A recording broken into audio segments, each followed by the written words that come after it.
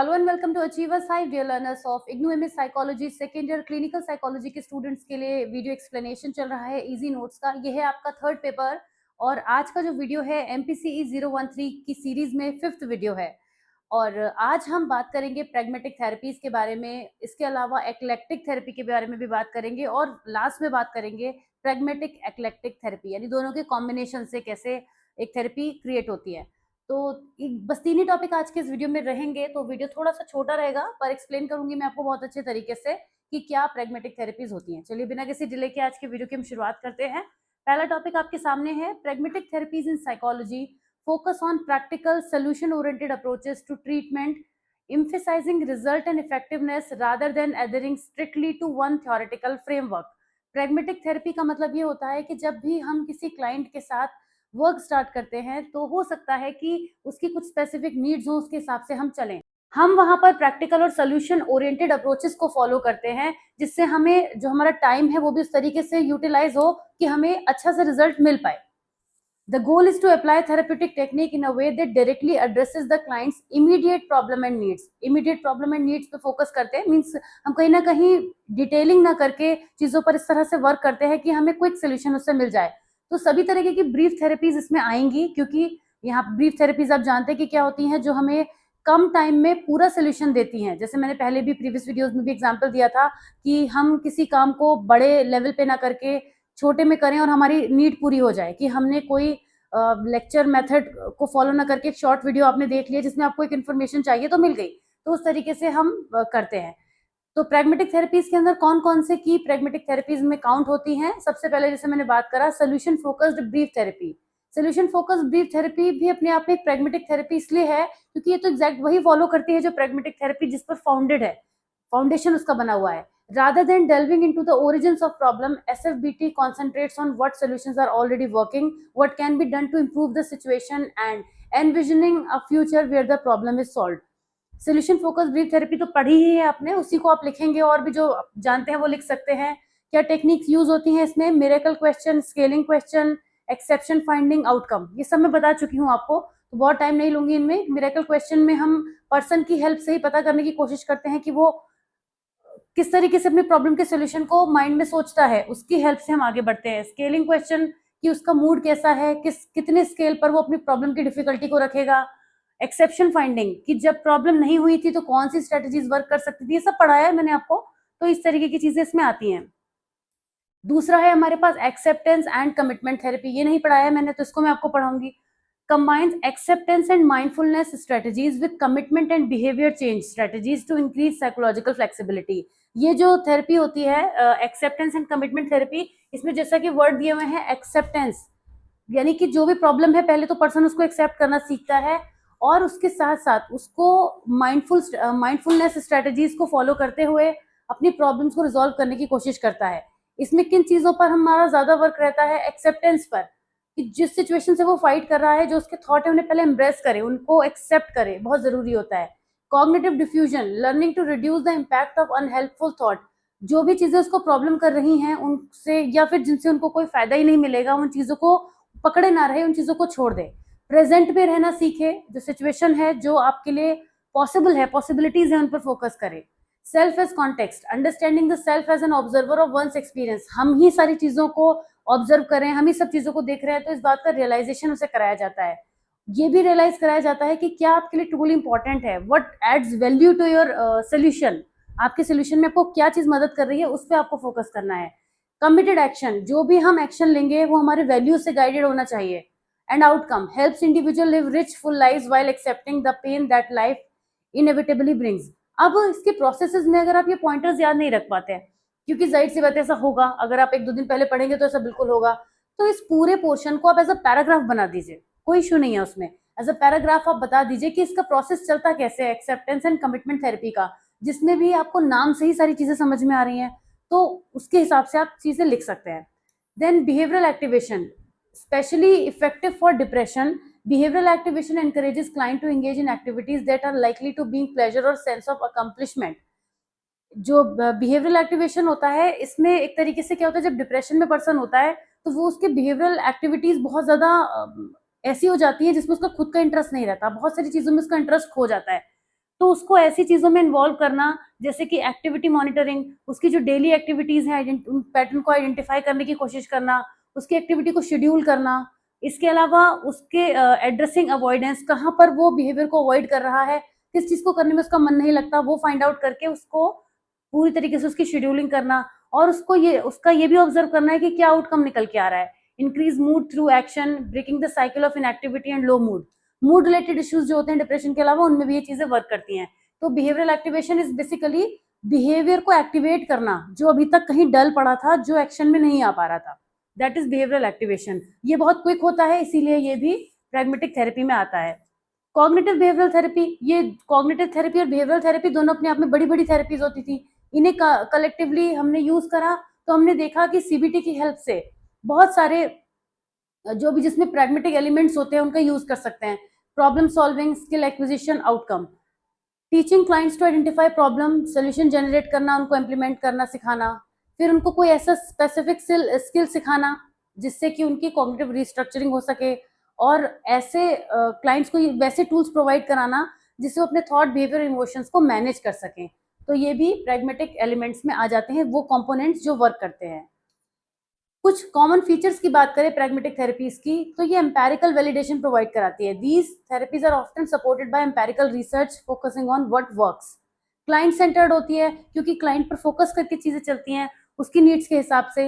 Action oriented होती है, ये इश्यूज के बारे में सिर्फ बात करते रहने के बारे में नहीं होती, बल्कि एक्शन लेने के बारे में होती है। टाइम को ऑफकोर्स सेव करती है, शॉर्ट टर्म थेरेपी होती है।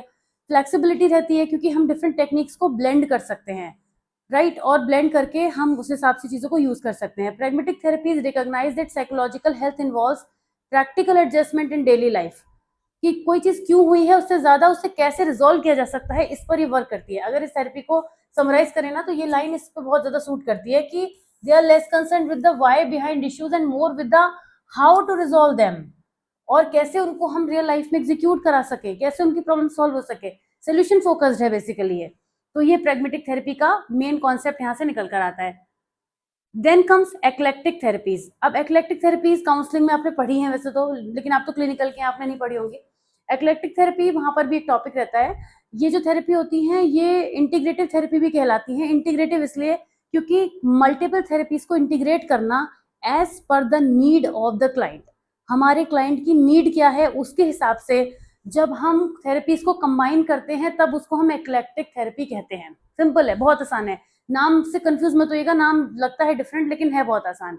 This approach acknowledges that no single therapy is universally applicable and instead therapists might blend techniques from various schools of thought to best serve the client। और हमारे client को क्या required है इसके लिए हम डिफरेंट, जब हम टेक्निक्स को मिक्सचर बना देते हैं ना, उसको उस हिसाब से यूज करते हैं, तब हम उसका नाम देखते हैं एक्लेक्टिक थेरेपी। वो सभी थेरेपीज एक्लेक्टिक थेरेपीज के अंदर आएंगी जो कंबाइन होकर वर्क करती हैं, और खुद एक्लेक्टिक थेरेपी प्रैग्मेटिक के साथ कंबाइंड हो जाती है, क्योंकि दोनों के जो फीचर हैं ये बात कर रही है इस चीज पर कि क्लाइंट की नीड्स फुलफिल हो जाए, प्रैग्मेटिक बात कर रही है कि जो क्लाइंट है उसको शॉर्ट टाइम में प्रॉब्लम सॉल्व हो जाए। तो जब ये दोनों मिलेंगी तो सोचिए कितनी बेहतरीन चीज निकल कर आएगी, इसीलिए इनका कॉम्बिनेशन बनाया गया। तो ये तो थर्ड टॉपिक है, बाद में पढ़ेंगे। फिलहाल कुछ एक्लेक्टिक थेरेपीज के बारे में हम बात कर लेते हैं। ये किन किन चीजों पे वर्क करती है, क्या क्या चीजें इसमें होती है। ये क्लाइंट सेंटर्ड होती है, फ्लेक्सिबिलिटी होती है, बिल्कुल, तभी तो ये जाके प्रैग्मेटिक से कंबाइन हो पाई, क्योंकि दोनों में ही चीजें कुछ सिमिलर हैं, क्योंकि क्लाइंट पे सेंटर करती है कि क्लाइंट की क्या नीड्स हैं, उसकी क्या रिक्वायरमेंट्स है, उसके हिसाब से। इंटीग्रेशन, यहाँ पे डिफरेंट साइकोथेरेपेटिक थ्योरीज को इंटीग्रेट किया जा सकता है, इजी हो जाता है हमारे लिए। Evidence based practice, eclectic therapy allows for creativity in treatment.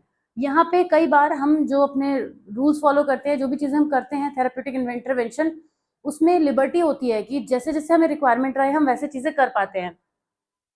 Practical होती है अप्रोच, प्रैग्मेटिक होती है the technique from one therapy shows promise in addressing client's issue, it's incorporated into the treatment plan। जब हमें लगने लगता है कि कोई भी अप्रोच हमारे काम आ सकती है तो उसको हम फॉलो कर लेते हैं। कॉन्टिन्यूस असेसमेंट, असेसमेंट जो है वो लगातार चलता रहता है और उसकी इफेक्टिवनेस को भी हम असेस करते रहते हैं बीच में। उसकी जरूरत इसलिए पड़ती है कि अगर हमें कहीं पर भी लगेगा कि चीजें ट्रैक से बाहर जा रही हैं तो हम डिफरेंट स्ट्रेटेजी अप्लाई कर सकते हैं, क्योंकि यहाँ पर हम फ्री हैं करने के लिए। एक्लेक्टिक थेरेपी में कुछ कॉमन एलिमेंट्स यूज होते हैं। कौन कौन सी चीजें हो सकती हैं? Cognitive behavioural techniques, thought pattern को चेंज करने के लिए, बिहेवियर को चेंज करने के लिए, एंग्जाइटी डिप्रेशन के सिम्टम्स मैनेज करने के लिए ये टेक्निक्स यूज हो सकती हैं। ह्यूमनिस्टिक एलिमेंट यूज हो सकते हैं। ये एलिमेंट्स का मतलब ये हो गया कि ये वो फीचर हैं जो बड़ी बड़ी थेरेपीज में से छोटे छोटे हमने पार्ट्स लिए और फिर हमने एक एक्लेक्टिक थेरेपी अपने हिसाब से बना ली, राइट। तो ह्यूमनिस्टिक में से हम क्या एलिमेंट्स ले सकते हैं कि personal growth, self actualization, therapeutic relationship, इन चीजों को फोकस कर सकते हैं, इन चीजों का इंट्रोडक्शन कर सकते हैं अपनी थेरेपी में। साइकोडायनामिक इनसाइट में हम पास्ट एक्सपीरियंसेस, इमोशनल रिस्पॉन्सेज, इन सब का यूज कर सकते हैं। एग्जिस्टेंशियल अप्रोच से भी हम चीजें ले सकते हैं। फैमिली सिस्टम और रिलेशनल टेक्निक ले सकते हैं कि जब हम किसी इंटरपर्सनल डायनामिक पे वर्क कर रहे हैं तो फैमिली रिलेटेड फैमिली थेरेपी का यूज हो सकता है, कॉम्बिनेशन कर सकते हैं। माइंडफुलनेस एंड एक्सेप्टेंस का यूज करते हैं, ये प्रैग्मेटिक में भी था।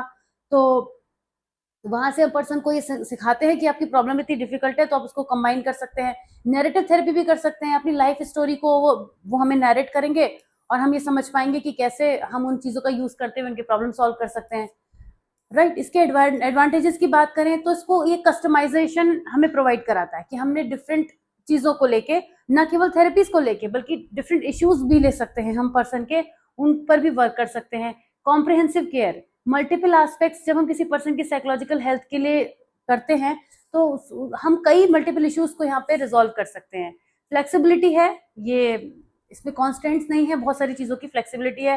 होलिस्टिक अप्रोच पे बात करेंगे कि can consider biological, psychological, social and cultural factor including mental health. Challenges इसमें ये आ जाते हैं कि थ्योरेटिकल कंसिस्टेंसी इसका एक चैलेंज बन जाता है। बिना क्लियर फ्रेमवर्क के जब हम क्लाइंट और थेरेपिस्ट वर्क करना शुरू करते हैं तो कभी कभी कंफ्यूजन हो सकता है, क्योंकि आप जानते हैं कि आपको रास्ते में ट्रैक बदलना पड़ रहा है लेकिन क्लाइंट उसके लिए रेडी नहीं है, तो इश्यू हो सकते हैं। ट्रेनिंग, ब्रॉड नॉलेज और ब्रॉड स्किल्स की रिक्वायरमेंट है। थेरेपिस्ट बहुत ही वेल ट्रेंड होने चाहिए जो किसी भी सिचुएशन को हैंडल कर सकें जिससे पहली वाली प्रॉब्लम ना अराइज हो। Evaluation, it can be more challenging to evaluate the effectiveness of eclectic therapy, क्योंकि बहुत सारे मेथड्स यूज होते हैं। अब जैसे हम साइकोडायनामिक्स के थ्रू जब इवैल्यूएशन करते हैं तो हमें पता है कि हम कौन सा मेथड अप्लाई करते हैं, लेकिन जब हम मिक्स करेंगे तो इवैल्यूएशन में कहीं ना कहीं रिजल्ट्स में प्रॉब्लम आ सकती है थोड़ी बहुत। लेकिन ओवरऑल देखें तो एक्लेक्टिक थेरेपी बहुत ज्यादा हेल्पफुल होती है, क्योंकि ये कस्टमाइज्ड थेरेपी प्लान समझ लीजिए जिसमें हम पर्सन की नीड के हिसाब से काम करते हैं।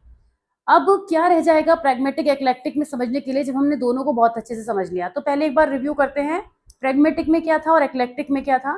प्रैग्मेटिक में हमारा फोकस ये था कि हमारा जो पर्सन है उसकी प्रॉब्लम को हमें शॉर्ट से शॉर्ट टाइम में, पर हमारा सिर्फ टाइम पर फोकस नहीं है कि बस निपटा के खत्म करना है, उसकी प्रॉब्लम के सोल्यूशन पर हम एज अर्ली एज पॉसिबल पहुंच जाएं और उसकी जो प्रॉब्लम है उस पर हमारा फोकस होगा, उसके फोकस के साथ सोल्यूशन की तरफ बढ़ने वाला फोकस होगा। प्रॉब्लम पे फंसे नहीं रहना है, पास्ट चीजों को ड्रैग नहीं करना है। फिर एक्लेक्टिक में हमारा फोकस ये था, क्लाइंट अगेन यहाँ पे फोकस में है और यहाँ पे हम ये देखेंगे कि उसकी नीड्स क्या है, उसके हिसाब से कॉम्बिनेशन बनाएंगे।